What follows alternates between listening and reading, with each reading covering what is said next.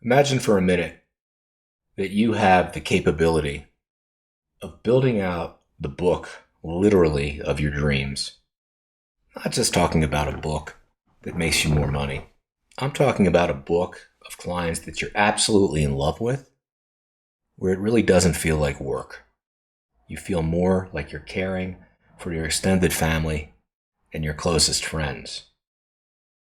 This is possible by any financial advisor that's currently active. Unfortunately, what most advisors do is they fail to recognize those opportunities throughout their entire career. You end up becoming more of a manager of a book that has accreted and grown over long periods of time than actually having a thought in mind as to what you want that book to look like. I came up with this concept of the client relationship quotient more years ago than I care to remember. I kind of modeled it after the old Merrill Lynch research using 4 different characteristics. In this case, I converted that to both a quantitative and a qualitative measurement. And with any engagement I do with a senior producer, this is job number 1. Takes a little bit of time to put together, but as you'll see in a minute, the amount of information that it brings us is extraordinary. All I need to get it started is a picture of the raw data. This is an actual client that I'm currently consulting with and has listed out, I never want names by the way, has listed out all of his households by number.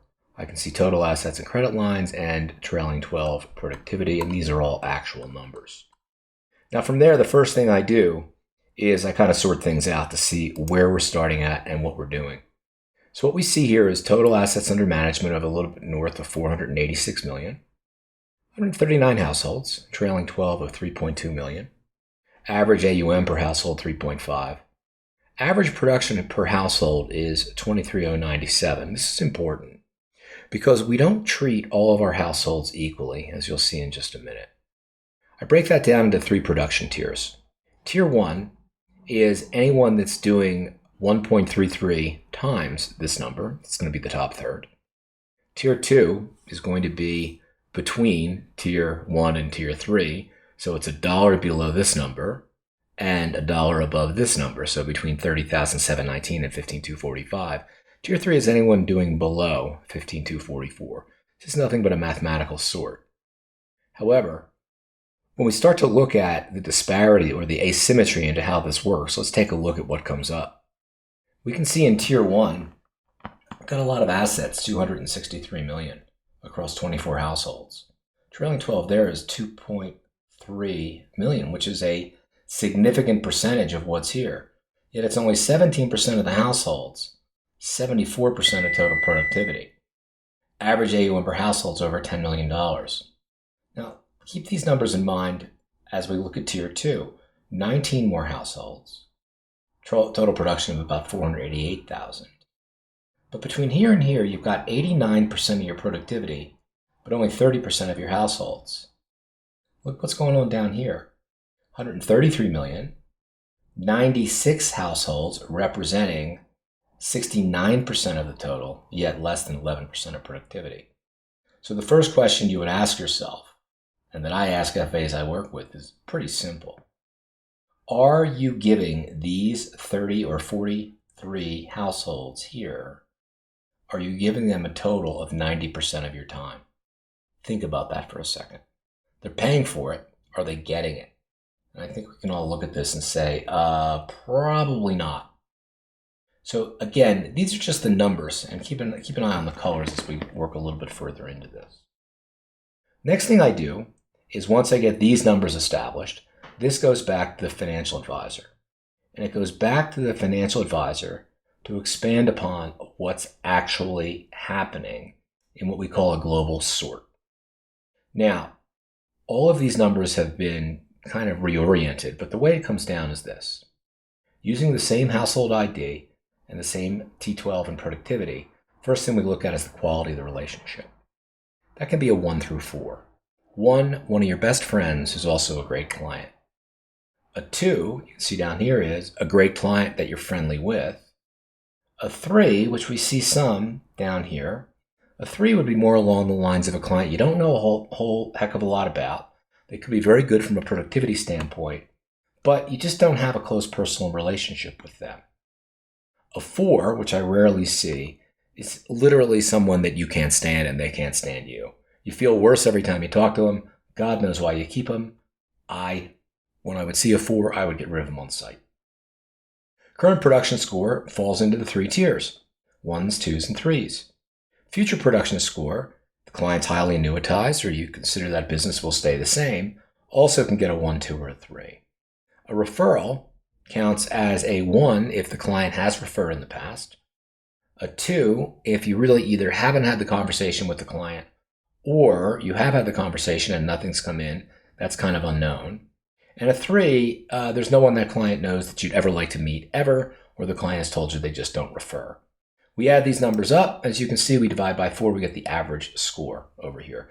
You can see these scores are kind of going up, but what's important to see is that from a productivity standpoint, we have some orange in here, which is tier 3, as you can see over here. We also have some green in here, which is tier 1, and some blue, which is tier 2. So again, you've got to take it from the perspective of how do you feel about that client. Current productivity score, we know it's a discrete number. Future's pretty close, and referrals are also pretty easy to judge. That gets us to the first number, investment performance. This one I find to be problematic, and it's increasing in its severity because of the last 12 to 14 years of market overperformance.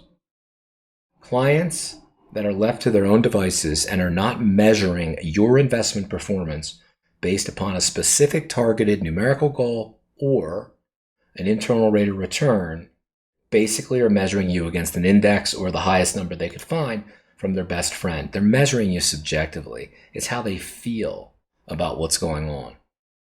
We'd rather them measure you objectively, which means you've established a firm target, either an ongoing rate of return that they need or accumulating money at a certain rate. You're measuring them objectively. That is also known as measurement to a direct goal. Exceptional service. How do these clients feel about you? 9 times a year seems to be the break point. At 9 times a year, they're going to rate the fact that you give them exceptional service. And every conversation, by the way, does not have to be about the accounts. Some of them may be, but some of them might be no more complicated than just reaching out to that individual and seeing how their family's doing, seeing what they're up to, how the kids are doing, whatever the case may be. That comes into a risk assessment. Now, the risk assessment is basically a small algorithm that takes into account these 2 factors.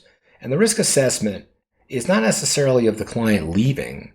However, clients that are measuring you subjectively, that you're not really talking to all that frequently, are at high risk of leaving, or I should say, they're at high risk of taking a call from someone like me or someone that I've trained, because I'm going to start to ask them questions right away, which are going to point to the fact that you're not really doing your job. And those questions are really simple. These are things we go over all the time.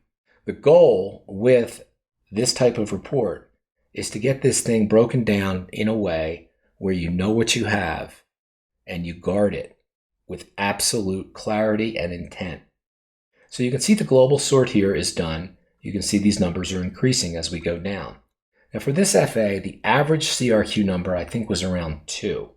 What we really want to get to, however, is we want to sort these out and kind of figure out who's where and what we do with them. So I would come back here to our Book Stats tab, and here's what we can see. Scores of 2 or below represent 93% of this FA's trailing 12 productivity. Take a look, and again, the lower the score, the better.